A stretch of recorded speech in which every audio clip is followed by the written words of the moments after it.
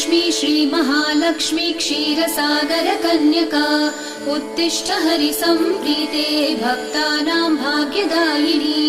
श्रीलक्ष्मी श्रीमहालक्ष्मी क्षीरसागरकन्यका उत्तिष्ठ हरिसम्प्रीते भक्तानां भाग्यदायिनी।